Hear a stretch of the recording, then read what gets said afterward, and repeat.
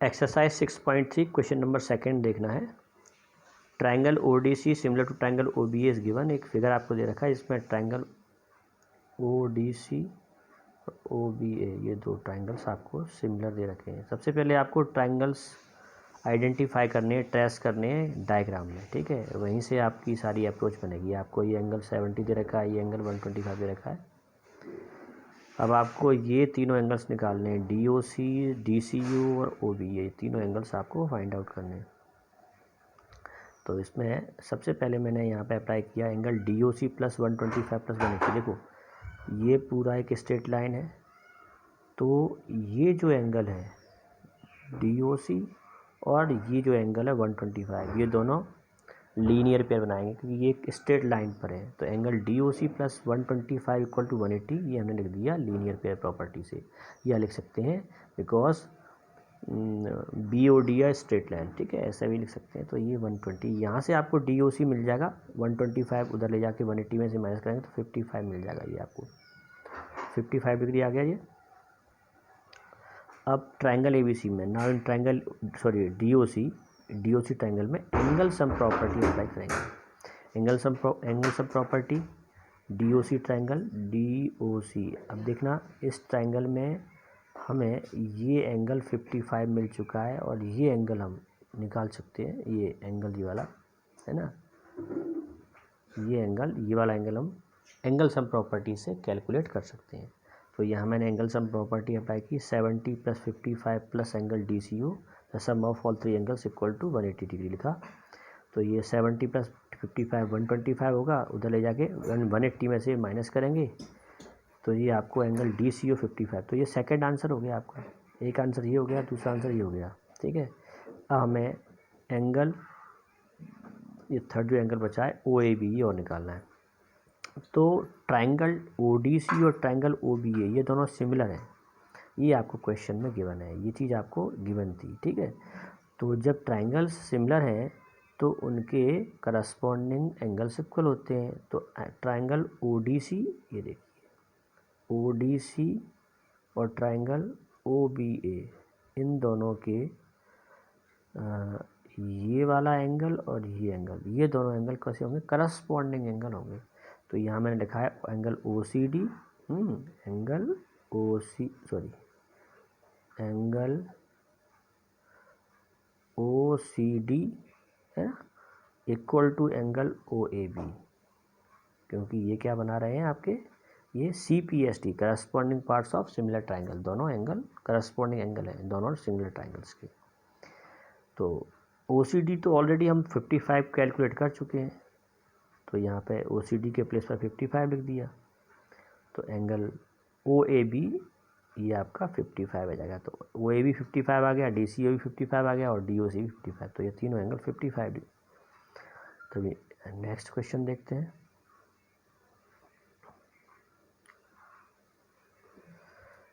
Next है आपका third question. आपको इसमें ये क्वेश्चन आपको 6.2 एक्सरसाइज में भी मिलेगा।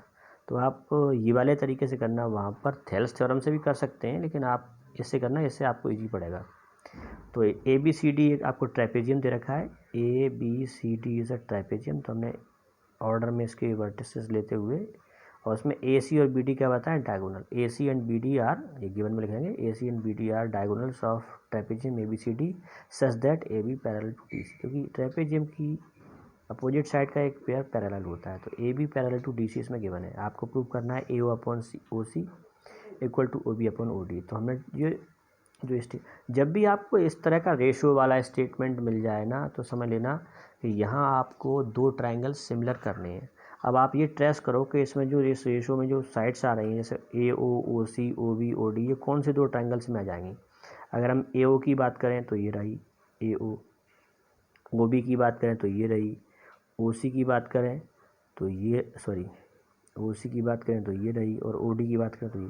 तो ये वो दो ट्रायंगल्स कौन से होंगे जिनमें ये साइड्स मैंने ट्रेस किए हैं। एक तो ट्रायंगल होगा आपका ओ ए बी और दूसरा होगा ओ सी डी। अगर हम ये दो ट्रायंगल कंसीडर करते हैं तो इस रेशो में जो हमें रेशो प्रूव करना है ना, रेशो इक्वल प्रूव करना है, इस रेशो में जो साइड्स जो आ रही हैं ना, इन इसमें है ना, इस स्टेटमेंट में जो साइड्स आ रही हैं वो जब हम ट्रायंगल OAB और ट्रायंगल OCD कंसीडर करेंगे तो इनमें ये साइड्स आ जाएंगी। तो हमें अब पूरी अप्रोच यहाँ पर लगानी है, कैसे भी करके ये ट्रायंगल OAB और OCD को सिमिलर प्रूव किया जाए। तो ट्रायंगल OAB OCD में हमने देखा कि एंगल 1, ये एंगल 1 मैंने कंसीडर किया है, ये एंगल 2 कंसीडर किया है।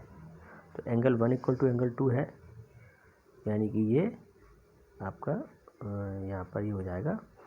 ये देखिए ये जेड का शेप बनेगा, देखना ये AB और DC पैरेलल है और ये उनकी ट्रांसवर्सल हो गई। तो AB और DC पैरेलल होने के बाद ये उनकी ट्रांसवर्सल है, तो ये जेड का शेप बन रहा है और अल्टरनेट एंगल्स बन रहे हैं। तो ये एंगल 1 एंगल 2 जो मैंने नाम दिए, ये दोनों एंगल्स इक्वल होंगे, alternate angle, because AB parallel to DC। Alternate angles equal होते हैं जब इस तरह से AB और DC पैरेलल हो जाए, जो ट्रांसवर्सल है जिनको ज्वाइन करती है लाइन को, जेड के शेप में हो, ठीक है। ऐसे एंगल 3 इक्वल टू एंगल 4 हो जाएंगे, वो भी अल्टरनेट एंगल्स। देख लीजिए एंगल 3 कहाँ है, ये रहा 3 और ये रहा 4, जेड का शेप बनेगा। देखो इस तरह से उल्टा सीधा कैसा भी जेड बन सकता है, जेड का शेप बन गया, alternate angles equal, line parallel है तो अल्टरनेट एंगल्स इक्वल होते हैं। तो ये हमें अल्टरनेट एंगल्स के दो पेयर मिल जाते हैं, angle 1 equal to angle 2, angle 3 equal to angle 4, और ये एंगल्स इन दोनों ट्रायंगल्स के लिए करस्पॉन्डिंग एंगल्स के पेयर हैं। तो यहाँ पर AA सिमिलर रूल अप्लाई करके हम इन दोनों ट्रायंगल्स को सिमिलर बता सकते हैं। तो triangle AOB similar triangle COD।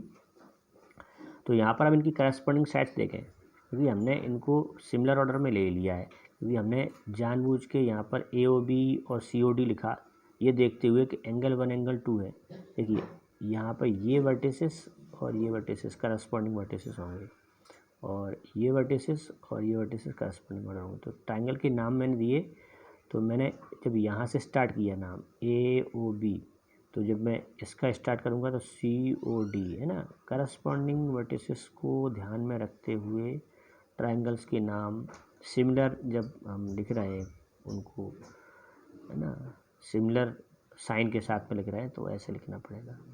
या आप ऐसा लिख सकते हैं ट्रायंगल्स को BOA, तो यहाँ पर नाम आ जाएगा DOC, ठीक है। तो अब यहाँ जब मैंने इस तरह से लिख लिया तो AO के अपॉन में कौन सी साइड आएगी, CO, और OB के अपॉन में कौन सी साइड आएगी, OD, ठीक है। तो वो पता चल जाता है कि फर्स्ट 2 से यहाँ पे जो साइड बन रही है, सेकंड वाले में भी फर्स्ट 2 से साइड बनेगी, है ना। फर्स्ट 2 वर्टिसेस से, ये फर्स्ट 2 वर्टिसेस से साइड जो बन रही है वो AO, और यहाँ पर फर्स्ट 2 वर्टिसेस से जो साइड बन रही है CO, AO अपॉन CO। तो अब इस इस CO को मैंने OC लिख दिया है, क्योंकि जो गिवन स्टेटमेंट है जिससे जो हमें प्रूव करना है, वो इस स्टेटमेंट में CO नहीं लिखा, उसमें OC लिखा है। तो मैंने इसको चेंज करके थोड़ा सा OC लिख दिया, और ये हमारा स्टेटमेंट यहाँ पे प्रूव हो जाता है।